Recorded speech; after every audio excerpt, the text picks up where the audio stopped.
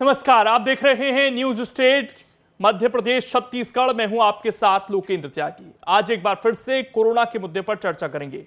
दरअसल कोरोना संकट के दौर में जीवन रक्षक दवाइयों की कालाबाजारी को लेकर मध्य प्रदेश सरकार सख्त हो गई है। सीएम शिवराज सिंह चौहान ने कहा कि कालाबाजारी करने वालों और नकली दवा बनाने वालों को किसी भी कीमत पर छोड़ा नहीं जाएगा। वहीं कोरोना के साथ साथ अब ब्लैक फंगस इन्फेक्शन ने भी सरकारों की चिंता बढ़ा दी है। मध्य प्रदेश में 50 से ज्यादा ब्लैक फंगस के मामले मिले हैं, तो वहीं छत्तीसगढ़ की राजधानी रायपुर के एम्स में ब्लैक फंगस के 15 से ज्यादा मरीज भर्ती हुए हैं।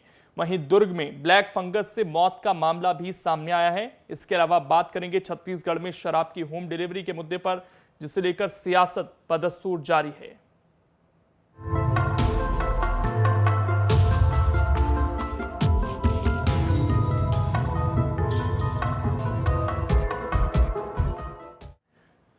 सबसे पहले आपको बता दें कि मुख्यमंत्री शिवराज सिंह चौहान शहडोल दौरे पर पहुंचे हैं। यहां पर कलेक्ट्रेट में कोरोना के मुद्दे पर वो बैठक लेंगे। क्राइसिस मैनेजमेंट ग्रुप की बैठक में शामिल होंगे। कैबिनेट मंत्री बिसाहू लाल भी उनके साथ मौजूद हैं।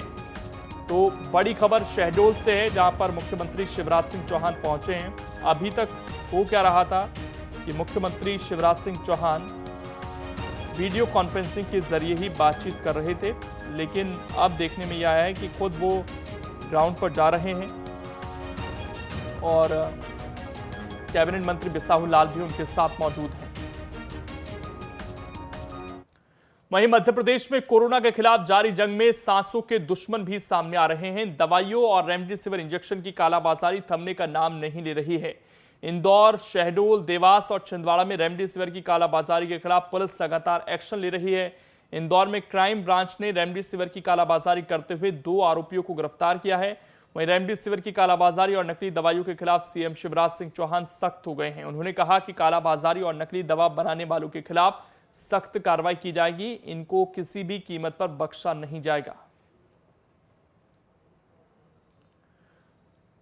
वहीं कोरोना के साथ साथ अब ब्लैक फंगस की बीमारी भी परेशानी का कारण बनती जा रही है। मध्य प्रदेश में ब्लैक फंगस के अभी तक 50 से ज्यादा मामले सामने आ चुके हैं। जबलपुर, इंदौर समेत कई जिलों में ब्लैक फंगस के मामले सामने आए हैं।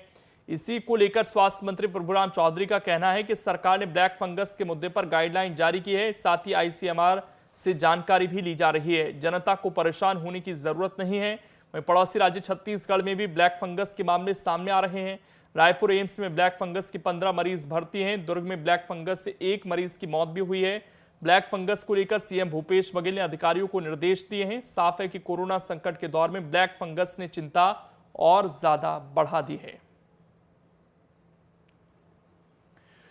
और इस वक्त हमारे साथ डॉक्टर शरद पंडित जी जुड़ गए हैं। उनसे तमाम चीजें हम जानेंगे आज ब्लैक फंगस को लेकर भी, और इसके अलावा जो तमाम जानकारियां हैं इस वक्त ग्राउंड पर वो भी जानने की कोशिश करेंगे। हमारी सहयोगी दीप्ति भी इस वक्त जुड़ गई हैं। लेकिन सबसे पहले शरद जी, मैं आपके पास ही आऊंगा। ब्लैक फंगस जो बीमारी बढ़ी है सर, अब लगातार केस सामने आ रहे हैं। छत्तीसगढ़ में एक व्यक्ति की मौत भी हो गई है। इसके बारे में आप बताइए थोड़ा सा कि किन लोगों को ज्यादा खतरा है इस बीमारी का, शुरुआती इसके लक्षण क्या हो सकते हैं? लोकेश जी, ये जो आपने आज विषय लिया है बहुत महत्वपूर्ण विषय है और लगभग पिछले 1 सप्ताह से इस तरह के केसेस जो है मध्य प्रदेश में भी और अन्य राज्यों में जो है रिपोर्ट हुए हैं। ये जो ब्लैक फंगस है, एक्चुअली इसको टेक्निकली हम लोग बोलते हैं म्यूकोरमाइकोसिस। तो ये जो है एक तरह का पोस्ट कोविड कॉम्प्लिकेशन है, यानी कोविड इन्फेक्शन से जो जूझ रहा है या कोविड इन्फेक्शन से जो उभर रहा है, उन लोगों को इस तरह की जो है कॉम्प्लिकेशन देखे। इसमें सामान्यतः जो है ये होता है कि नाक के एक तरफ के हिस्से में या एक तरफ की आंख में कुछ चमड़ी पर कालापन आ जाता है और कुछ ग्रेइश ब्लैकिश पेच जैसे बन जाते हैं। साथ ही साथ उसको जो है व्यक्ति को जो है सांस लेने में कुछ अवरोध उत्पन्न होता है। साथ ही साथ जो है वो आंखों से पानी आना, नाक से पानी बहना और कभी कभी ब्लड डिस्चार्ज भी जो है नाक से आ सकता है। और आंखों में धुंधलापन, यानी उसके विजन में कहीं न कहीं कुछ ऑब्स्ट्रक्शन आता है और वो देखने में भी तकलीफ महसूस करता है। तो ये इस तरह की जो चीजें देखी जा रही हैं, इसके पीछे जो मूलतः जो बात सामने आई है वो ये है कि ये जो फंगस है ये नाक के पिछले हिस्से में, साइनसेस में, आंख के पिछले हिस्से में ये जो है डेवलप हो जाता है। और ये इसके स्पोर्स रहते हैं। स्पोर्स जो फंगस के रहते हैं वो नेजो रेस्पिरेटरी ट्रैक्ट से ही अंदर जाते हैं या नहीं अंदर जाते हैं। अब ये जो है फंगस कैसे डेवलप हो रहा है, इसके बारे में जो अभी तक के ऑब्जर्वेशन हमारे हैं कि एक तो जो है स्टेरॉइड का यूज जो है हम लोग कर रहे हैं जो कोविड को ट्रीट करने के लिए, तो रेशनलाइज यूज होना चाहिए। Excessive use of cortisone drugs, steroid drugs, इसकी वजह से ये होता है। फिर इसके अलावा जो एंटीबायोटिक्स हैं, जो एंटीवायरल ड्रग्स हैं, जैसे बहुतायत में जो बहुत पॉपुलर है इंजेक्शन रेमडेसिविर, इस तरह की दवाइयों के अत्यधिक उपयोग से या अनबैलेंस्ड जो है उसका यदि उपयोग किया जाए तो ये फंगस जो है वो नाक के पिछले हिस्से में और आंख के पिछले हिस्से में ग्रो होने लगता है। साथ ही साथ डायबिटिक्स जो है वो इसके लिए ज्यादा जो है प्रोन है, क्योंकि जो है हमारा जो बॉडी रेजिस्टेंस वैसे ही कम है और कोविड की वजह से, और इम्यूनो मॉड्यूलेटर ड्रग्स जो हम दे रहे हैं, यानी ये इस तरह की दवाएं जो दी जाती है, स्टेरॉइड है, तो उसकी वजह से ये फंगस अंदर जो है वो बढ़ने लगता है। इसके अलावा जो ऑब्जर्वेशन में जो चीजें आई है वो ये है कि जैसे कोविड से अफेक्टेड जो व्यक्ति है उसको हम लोग इंट्रानेजल कुछ इंटरफेरेंस करते हैं, जैसे कि नाक में नली डालते हैं, नाक में ऑक्सीजन के लिए नली डालते हैं, साथ ही फेस मास्क का उपयोग करते हैं। इसमें भी कहीं फंगस हो सकता है, वो जो है नाक के अंदर उसके माध्यम से चला जाता है। तो चिकित्सकों को और पैरामेडिकल स्टाफ को ये ध्यान रखना है कि हर बार मास्क पेशेंट के लिए बदलते रहें, एक ही मास्क को बार बार उपयोग न करें। दूसरा जो एक ऑब्जर्वेशन है, इन दिनों हम लोग स्टीम इनहेलेशन वगैरह जो कर रहे हैं, स्टीम इनहेलेशन करते हैं तो जो पानी यदि कंटामिनेटेड होगा और पॉट जिसमें हमें उसको यदि हम बार बार साफ नहीं करेंगे, उसी में बार बार पानी डाल के उपयोग कर करेंगे, तो उससे भी जो है फंगस जो है, तो ये पॉसिबिलिटीज है कि ये काजेज है जिसकी वजह से फंगस जो है नाक में और साइनसेस में प्रवेश कर जाता है। तो प्रारंभिक रूप से ये सब प्रिकॉशंस लेने से हम लोग जो है इस फंगस के जो है वो इन्फेक्शन से बच सकते हैं। तो ये फंगस जो है वो ग्रो नहीं हो, इसलिए ये सावधानियां रखना जरूरी है। बाकी जो हमारा मेडिकल स्टाफ है उसको ये देखना है कि जो ये रेशनलाइज यूज हो मेडिसिन का और स्टेरॉइड का, क्योंकि स्टेरॉइड जो है कंट्रोल करने के लिए हम लोग कोविड के इन्फेक्शन में दे रहे हैं, तो वो कहीं यदि जो है हाई डोजेस में रहता है तो उसके साथ ये ऑब्जर्वेशन आया है। साथ ही साथ डायबिटिक्स में जिनका जो है ब्लड शुगर लेवल जो है फ्लक्चुएट हो रहा है, साथ ही साथ ये स्टेरॉइड देने से ब्लड शुगर लेवल बढ़ भी जाता है। तो ये सारे कारण हैं जो फंगस को ग्रो करते हैं। और ये ध्यान रखिए, इस फंगस को जो है एक बार प्राइमरी स्टेज में ही कंट्रोल कर लिया जाए तो बहुत अच्छा, नहीं तो जैसा आप बता रहे हैं कि छत्तीसगढ़ में एक मृत्यु भी हुई है।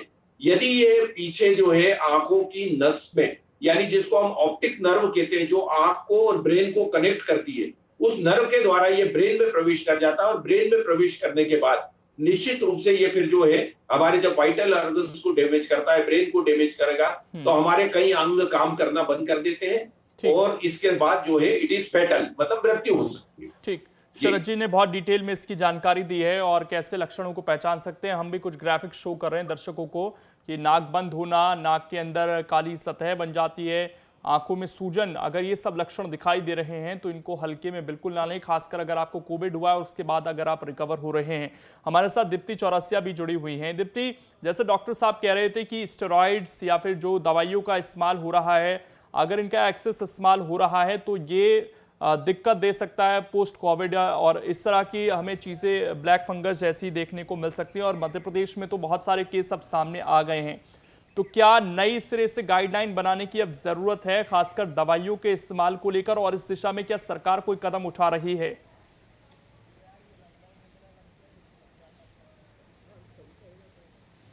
देखिए, ये जो ब्लैक फंगस वाली जो नई चीज़ आई है, जो नई बीमारी आई है, जो ज़्यादातर पोस्ट कोविड इफेक्ट में देखी जा रही है, इसके लिए सरकार का ये कहना है कि इसके जितने भी पेशेंट हैं उनको लेकर सरकार खुद उसका इलाज कराएगी। दूसरा, कल एक बड़ा वर्चुअल मीटिंग हुई थी जिसमें विदेशों से भी कुछ डॉक्टर जुड़े थे। तीसरा, सरकार का ये कहना है कि जो मेडिकल रिसर्च टीम है उसके साथ मिलकर, भारत सरकार के साथ मिलकर इसके लिए गाइडलाइन तैयार की जाएगी। और जब Indian institute of medical research वाली टीम की तरफ से जो भी सलाह होगी, जिस तरह से बात होगी, वैसी ही इसकी गाइडलाइन तैयार की जाएगी। तो बेसिकली अभी गाइडलाइन पूरी तरह से बनी नहीं है, लेकिन सरकार का कहना है कि गाइडलाइन इसकी भी बनाई जाएगी और इसके जितने भी पेशेंट हैं उनका इलाज मध्य प्रदेश सरकार खुद कराएगी। और रही बात लोकेंद्र इसकी कि कितने पोस्ट कोविड इफेक्ट बहुत ज़्यादा है, तो उसकी सबसे बड़ी वजह यह भी है कि एक तो कोविड का कोई बहुत स्पेसिफिक ट्रीटमेंट नहीं है। वो सीधे जब लंग्स पर इफेक्ट करता है तो लंग्स को डैमेज ना हो इसके लिए जितने भी एंटीबायोटिक्स या जितनी भी मेडिसिन यूज़ की जाती हैं उसके साइड इफ़ेक्ट्स बहुत ज़्यादा होते हैं और वो बॉडी टू बॉडी डिफ़र करते हैं। तो यही वजह है कि कुछ लोगों को ब्लड में थिकनेस आती है तो कई सारे उसके बाद हार्ट अटैक के केस भी देखे जा रहे हैं। और अब ये ब्लैक फंगस ये नया आया है और काफ़ी हालांकि कहा जा रहा है कि ये भी जो है पूरा इसका भी इलाज किया जा सकता है, ये भी क्यूरेबल है, लेकिन अभी तक इसको लेके कोई गाइडलाइन नहीं बनी है। हालांकि कुछ इलाज करे जा रहे हैं, मध्य प्रदेश सरकार खुद कर रही है और ब्लैक फंगस को लेकर सरकार खुद बहुत जल्दी अवेयर हुई है और उसके लिए गाइडलाइन बनाने की बात हो रही है। लोकेंद्र, आदित्य नामदेव भी हमारे साथ जुड़ गए हैं। आदित्य, क्योंकि आज छत्तीसगढ़ से मामला भी सामने आया एक व्यक्ति की मौत का, तो क्या छत्तीसगढ़ में स्पेशलाइज्ड डॉक्टर हैं इस बीमारी को लेकर, खासकर ग्रामीण इलाकों में? और अगर ये बीमारी फैलती है तो क्या पूरी तरीके से हमारा स्वास्थ्य सिस्टम इससे निपटने के लिए तैयार दिखाई पड़ता है?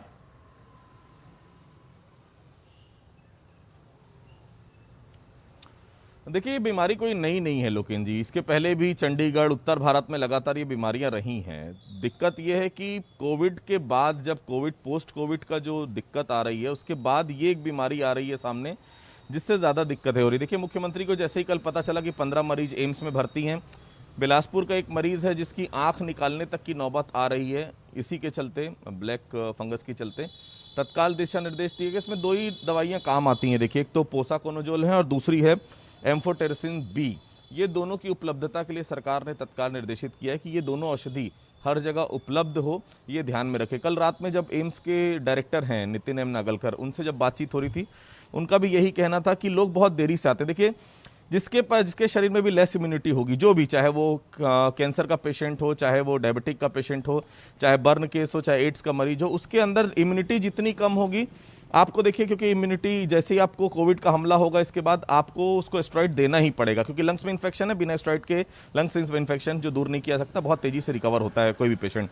लेकिन चूंकि स्टेरॉइड आप दे रहे हैं, स्टेरॉइड उसको नुकसान कर रहा है, स्टेरॉइड की ज़्यादा मात्रा कहीं ना कहीं उसको ब्लैक फंगस की ओर ले जा रही है और वो तब अस्पताल पहुंचता है जब एक तरफ की बॉडी का काम करना लगभग उसका बंद कर देता है। क्योंकि रायपुर का जो केस है, आंख में सीधा इफेक्ट हो रहा है, एक के मस्तिष्क में इफेक्ट हुआ है और दुर्ग में तो एक की मौत हो गई है। टोटल 15 के आसपास मरीज केवल एम्स में भर्ती है, जिनका कल का 2 का ऑपरेशन भी हो चुका है।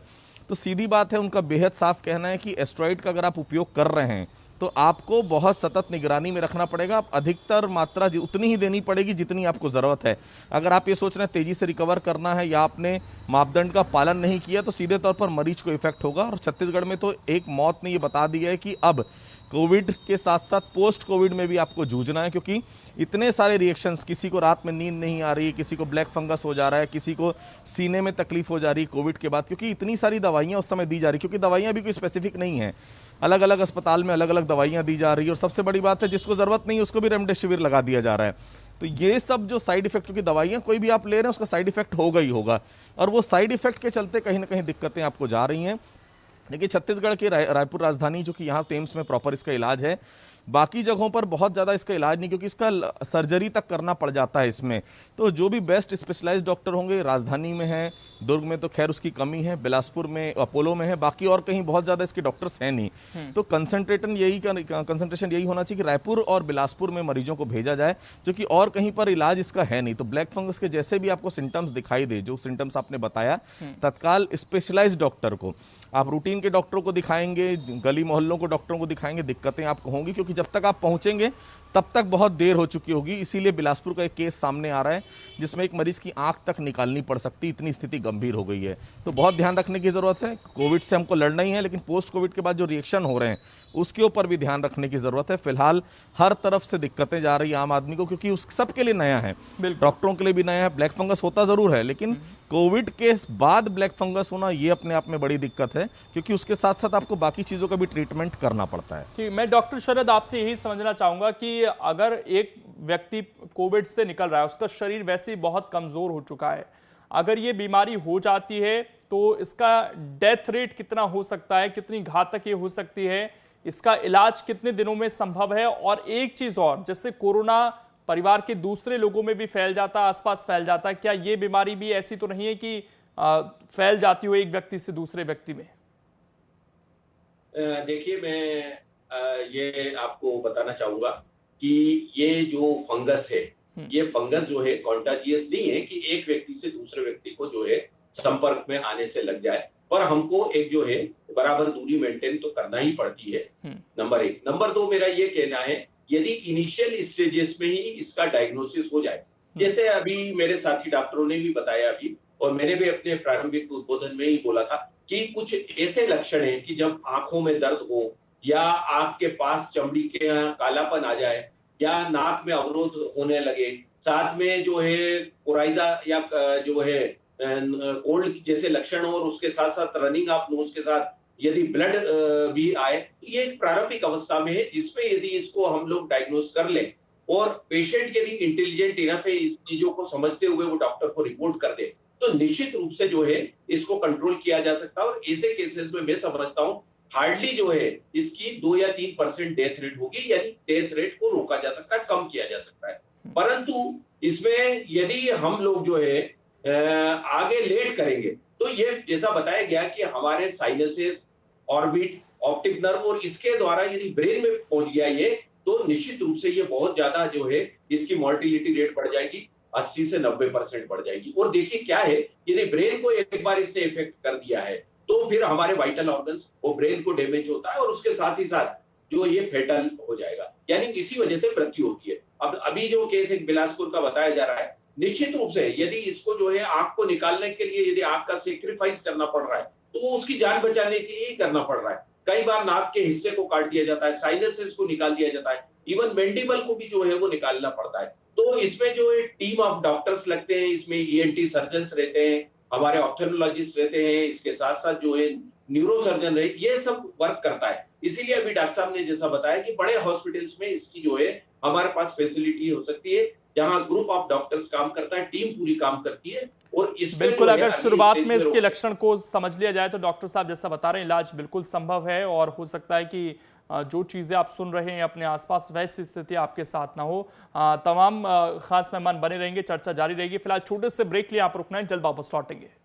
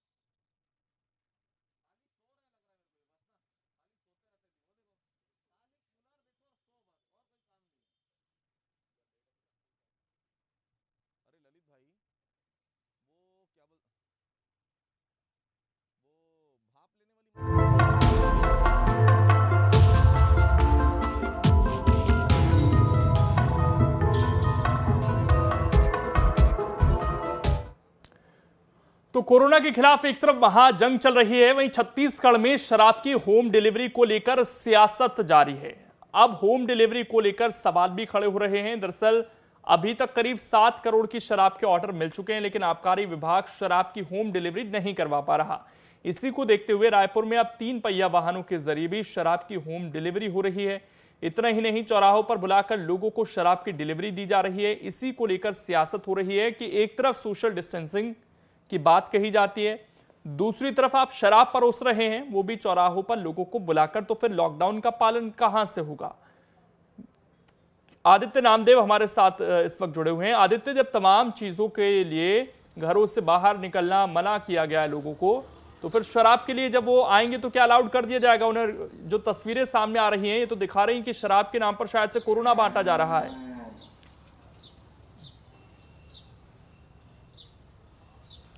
लोकेन जी, एक बहुत गंभीर विषय है जो आप चर्चा कर रहे हैं, और बहुत गंभीर एक तस्वीर भी सामने आई है जो निश्चित तौर पर शर्मनाक है।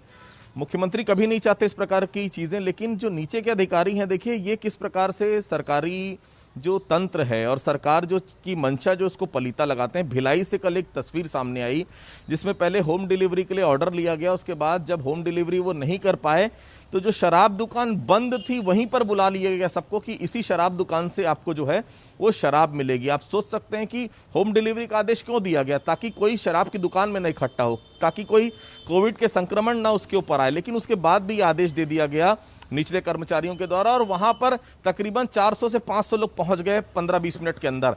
और वो इतनी भीड़ वहां पर लग गई भिलाई में नंदनी के पास में, जहां पर लोगों ने न तो सोशल डिस्टेंसिंग का ध्यान रखा, शराब की दुकान में क्या सोशल डिस्टेंसिंग, वो तो होड़ मची थी कि किसको पहले शराब मिलेगी। तो ये जो तस्वीरें आती हैं ये कहीं ना कहीं चौंकाने वाली है। और ऐसे समय में जब कोविड-19 को ले देकर दुर्ग संभाग धीरे धीरे नीचे आ रहा है, वही दुर्ग संभाग था जहां एक समय रायपुर से ज्यादा मामले सामने आ रहे थे, अब केवल लॉकडाउन के कारण वो मामले धीरे धीरे अब नीचे आ रहे हैं। लेकिन इस प्रकार की अगर हरकतें होंगी, इस प्रकार की घटनाएं वहां पर होंगी, इस प्रकार की तस्वीरें अगर वहां से सामने आएंगी तो निश्चित तौर पर पूरे प्रदेश को इसको झेलना पड़ेगा, दिक्कतें पूरे प्रदेश को होंगी। फिलहाल आपने जैसे कहा कल भी सिद्धार्थ चौक में, संतोषी चौक में वहां पर ऑटो में लेकर जो है लीकर पहुंचे और वहां पर बुला बुला के लोगों को शराब दी गई। देखिए ये पर्पस नहीं था। होम डिलीवरी का मतलब होता है आपके घर पहुंच सेवा। क्या वो सेवा आप नहीं दे पा रहे हो, नहीं दे पा रहे तो बंद कर दीजिए। घर पहुंच सेवा का आशय यही था कि कोई भी इंसान अपने घर से बाहर ना निकले, वो शराब की दुकानों में ना जाए, उसको शराब उसके घर पर मिले। लेकिन उसके बाद भी ना तो आप घर पर पहुंचा पा रहे हैं और शराब की दुकानों में भिलाई में बुला ले रहे हैं। तो ऐसे में तस्वीरें जो बन रही है, क्या वो कोविड की जंग हम जीत पाएंगे? निश्चित तौर पर अधिकारियों को तत्काल संज्ञान लेना चाहिए इस विषय पर, मंत्रियों को संज्ञान लेना चाहिए और तत्काल कड़ी से कड़ी कार्रवाई होना चाहिए, क्योंकि ये मंशा नहीं थी सरकार की। सरकार की मंशा सिर्फ ये थी लोग अपने घरों में रहें। लेकिन जो तस्वीरें आ रही हैं, ये तो घर से निकाल कर आप शराब दे रहे हैं, तो फिर शराब दुकान ही खोल दीजिए, बचा क्या है उसके बाद। तो ये दिक्कतें हैं, सरकार को गंभीरता से इस पर लेना चाहिए और कार्रवाई तत्काल करना चाहिए। डॉक्टर साहब भी हमारे साथ लगातार जुड़े हुए हैं। डॉक्टर शरद, एक तरफ इतनी मेहनत डॉक्टर्स कर रहे हैं, लोगों पर इतनी सारी पाबंदियां हैं, लोग घरों में बंद हैं, और जो हमने कोरोना कर्फ्यू लगाया, लॉकडाउन लगाया, उसका असर होता हुआ दिखाई दे रहा था। छत्तीसगढ़, मध्य प्रदेश, हर जगह केस कम होने शुरू हुए हैं। लेकिन इस तरह के फैसले तो सारी मेहनत को बेकार कर देंगे अगर इस तरीके से लोगों को जुटाया जाएगा, वो भी केवल शराब के लिए। नहीं, बिल्कुल सही कह रहे हैं। देखिए, जो मूलभूत जो है सिद्धांत हमारे, उनका तो हमको पालन करना ही पड़ेगा। कोविड से बचाव के लिए इसकी चेन को ब्रेक करना आवश्यक है। और चेन कब ब्रेक होगी? जब लोग अपने अपने घरों में कन्फाइंड रहेंगे, अपने घरों में रहेंगे। अब यदि इस तरह की जो है सुविधाएं, या इसको कहें कि हम इस तरह का प्रलोभन जो देके लोग बाहर आने की चेष्टा करेंगे, तो निश्चित रूप से जो भी हमने अभी तक नियंत्रण पाया है वो हम खो देंगे और केसेस फिर बढ़ेंगे। तो जो मध्य प्रदेश, छत्तीसगढ़ में अभी हाल ही में 2-3 दिनों में जो गिरावट आ रही है, इसको बनाए रखना है हमको। और उसका उपाय यही है कि जो बुनियादी 3 सिद्धांत है, एक तो जो है हैंड वॉशिंग, दूसरा फेस मास्क का उपयोग और सोशल डिस्टेंसिंग, इसका तो पालन अवश्य किया ही जाना चाहिए।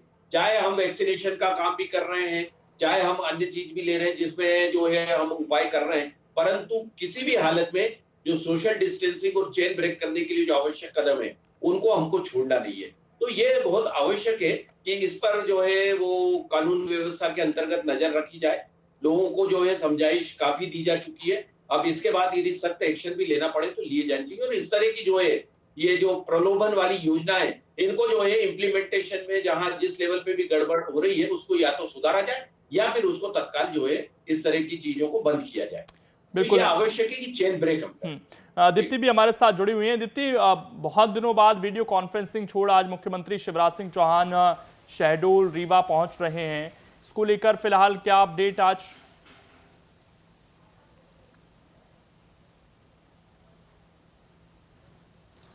देखिए, मुख्यमंत्री ने अब अलग अलग संभागों में जाना शुरू किया है। अभी 1-2 दिन पहले वो जबलपुर गए थे और अब आज उनका जो है रीवा और शहडोल में वो आज जो है उनका टूर है। वहाँ पर वो अभी अधिकारियों के साथ बैठक कर रहे हैं और जो पूरा फोकस है वो सिर्फ कोविड को लेकर रखा गया है कि जो तीनों ज़िले हैं, रीवा, सतना, शहडोल, यहाँ पर कोविड की क्या स्थितियाँ हैं, कितने केस हैं, कितने RT-PCR टेस्ट डेली करे जा रहे हैं और कितने बेड हैं और किस तरह की सुविधाएं अस्पतालों में हैं। तो जो पूरा फोकस है इस वक्त मुख्यमंत्री का, वो अब अलग अलग संभागों में जाके कोविड को लेकर बैठकें ले रहे हैं, वहीं पहुँच रहे हैं और वहीं पर पूरी स्थितियों का जायजा ले रहे हैं। दूसरा क्या है लोकेंद्र, की इस वक्त जो सबसे बड़ी चिंता है वो इस बात की है कि जो कोरोना का संक्रमण है वो कई गाँवों में बहुत तेज़ी से फैल चुका है। हालांकि कुछ गाँव ने तो बड़ी समझदारी के साथ लोगों का आना जाना बंद करके उस संक्रमण से खुद को बचा लिया, लेकिन ज़्यादातर गाँव में संक्रमण है। तो वहाँ फिर किस तरह से टेस्टिंग की जाए, गाँव के संक्रमण को कैसा रोका जाए, इसे लेकर भी कई सारे गाइडलाइंस तैयार किए जा रहे हैं। इसे लेकर भी सरकार काफ़ी ज़्यादा चिंतित है, क्योंकि एक बार शहरों से निकलकर अगर ये गाँव में फैल गया तो महामारी की स्थितियाँ वैसे ही बनी रहेंगी। तीसरा जो नई चीज़ हो रही है उसमें पॉजिटिविटी रेट को ज़रा ज़्यादा ध्यान में रखा जा रहा है, क्योंकि 17 मई तक लॉकडाउन है।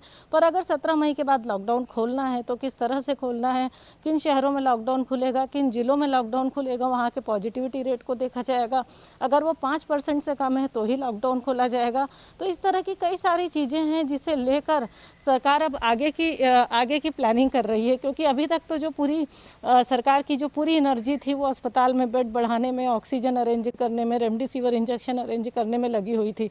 लेकिन अब थोड़ा केस कम हुए हैं पिछले 2-3 दिन में, और ऑक्सीजन से लेके बाकी सारी स्वास्थ्य सुविधाएं काफ़ी हद तक ठीक ठाक हो चुकी हैं। तो अब सरकार इन चीज़ों पे आगे जाके फोकस कर रही है। और इसके साथ साथ जो एक नई चीज़ है कि जो कालाबाजारी करी जा रही है, जो जरूरी दवाओं की, जो नकली इंजेक्शंस का जो पूरा रैकेट मिला है, उन सब पर भी फोकस है प्रशासन का और सरकार का। मैं आखिरी सवाल डॉक्टर शरद से लूंगा। जो है कड़ी और सख्त सजा दी। डॉक्टर शरद, सवाल ये था कि छत्तीसगढ़ में रिकॉर्ड टेस्टिंग हो रही है, बहुत अच्छी बात है, लेकिन वहां पर जो रैपिड टेस्टिंग है, एंटीजन टेस्टिंग है, उस पर हमने देखा कि बहुत फोकस इस वक्त उसको बढ़ाया जा रहा है। क्या ये पूरी तरीके से कारगर हो पाएगा? इस टेस्टिंग को पूरी तरीके से विश्वसनीय माना जा सकता है क्या? देखिए क्या है कि RT-PCR जो है वो एक जो है वो ऑथेंटिक जो है टेस्ट है, जो किया जाना चाहिए। परंतु अब किसी लेवल पर शासन की क्या मजबूरी है, एंटीजन टेस्ट जो है उसमें जो है रिपोर्ट्स को उतना ज्यादा जो है फुल प्रूफ नहीं माना जाता है। इसमें फॉल्स जो है वो नेगेटिव रिपोर्ट्स भी आने का डर रहता है। तो एंटीजन टेस्ट जो है यदि कुछ नहीं हो रहा है तो उसकी बजाय जो एंटीजन टेस्ट किए जा रहे हैं, परंतु ऑथेंटिक जो है, जो प्रामाणिक ज्यादा है, वो है RT-PCR टेस्ट। दूसरा जो है, यदि ये हमारे टेस्ट जो है हो रहे हैं, इनका जो है बराबर जो है आपको जो है रिपोर्ट्स जो है तुरंत देना चाहिए, और 24 आवर्स जो कि एक गोल्डन पीरियड रहता है, यदि उसमें आपने दे दिया तो ही संभव है, नहीं तो इसके अलावा संभव नहीं है कि वो उससे हमको नियंत्रण कर पाए। बहुत महत्वपूर्ण ये जानकारी दी है और हमारे सहयोगी भी ग्राउंड से स्थितियां बता रहे थे। फिलहाल समय इतना ही है। शुक्रिया आप सभी का जुड़ने के लिए। छोटे से ब्रेक के लिए यहाँ पर रुकेंगे, खबरें लगातार जारी हैं।